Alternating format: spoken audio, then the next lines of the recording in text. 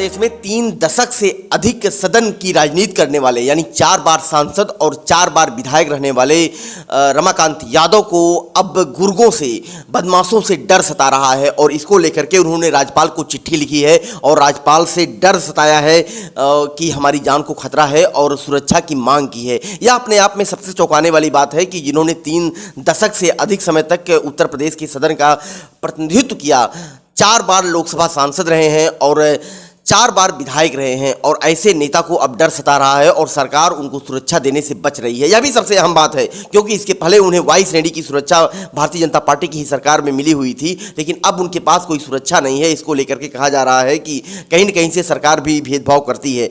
और जो पूरी खबर है वह इस तरीके से है कि पूर्व बाहुबली सांसद, क्योंकि कई बार होता है कि जब किसी अन्य पार्टियों में रमाकांत आते हैं तो बाहुबली हो जाते हैं, लेकिन जब वह भारतीय जनता पार्टी में होते हैं तो वह सांसद होते हैं। पूर्व सांसद रमाकांत यादव और समाजवादी पार्टी के नेता रमाकांत यादव को खुद की हत्या का डर सताने लगा है। शायद यही कारण है कि रमाकांत यादव ने राज्यपाल को पत्र लिखकर खुद की सुरक्षा की मांग की है। राज्यपाल को लिखे पत्र के मुताबिक यह खतरा किसी और से नहीं बल्कि पूर्वांचल के माफिया मुख्तार अंसारी के गुर्गों से है। फिलहाल मुख्तार के गुर्गे पूर्व सांसद की हत्या क्यों करना चाहते हैं यह तो जांच का विषय है, लेकिन पूर्व सांसद द्वारा राज्यपाल को लिखे इस पत्र के बाद राजनीतिक गलियारों में हलचल भी तेज हो गई है। और 2019 के लोकसभा चुनाव से पहले पूर्व सांसद रमाकांत यादव भाजपा में थे और 2019 में उन्होंने पार्टी बदली थी और इसके बाद से वह भदोही से कांग्रेस के टिकट पर लोकसभा चुनाव लड़े थे और भाजपा छोड़ने के बाद रमाकांत को मिली जो वाई श्रेणी की सुरक्षा थी वह वापस ले ली गई थी।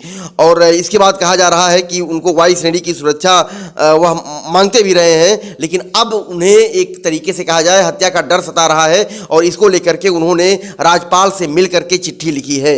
और पूरे मामले को लेकर के सबसे हैरानी वाली बात है कि उन्होंने मुख्तार अंसारी पर सवाल उठा दिया है। मुख्तार अंसारी के गुर्गों से उन्हें डर है।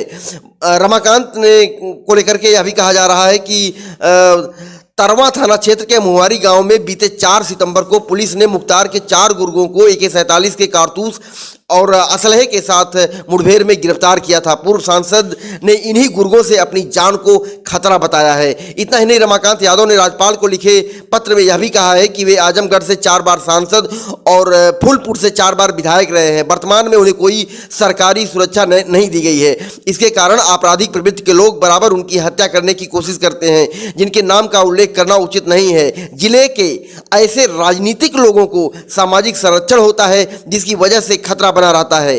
और पूर्व सांसद ने राज्यपाल से सुरक्षा की गुहार लगाई है। तो इस तरीके की गतिविधियां शुरू हो गई हैं। राज्यपाल से उन्होंने सुरक्षा की गुहार लगाई है। इसके साथ ही साथ उन्होंने इंटरव्यू में क्या कुछ कहा था फर्क इंडिया से आपको दिखाते हैं कि उन्होंने सुरक्षा ही नहीं बल्कि तमाम सामाजिक मुद्दों को लेकर के क्या कुछ कहा था। और आरोप ये है नेताजी कि आप लोगों ने दलित पिछड़े नेताओं की फौज जो तैयार करनी थी वो काम नहीं हो पाया। क्या आप मानते हैं कि ये कहीं न कहीं से चूक हुई? देखिए, दलित और पिछड़ों की जो फौज है हम लोग तैयार तो कर रहे हैं। दिक्कत केवल आ रही कि हमारे लोग दलित और पिछड़े अभी पूर्ण रूप से शिक्षित नहीं हैं।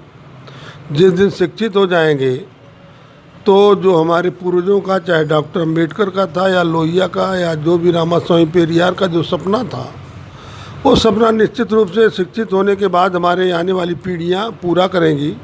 आज भी हम लोग उस लड़ाई को लड़ रहे हैं, पीछे नहीं होने दे रहे हैं और अपने लोगों से कह रहे हैं, पिछड़ों और दलितों से, कि आप इस लड़ाई को मजबूती से लड़ो। पीछे आगे नहीं बढ़ा सकते हो तो पीछे मत आने देना और रोके रखना। हमारी आने वाली पीढ़ी इसको लड़के आगे बढ़ाएगी।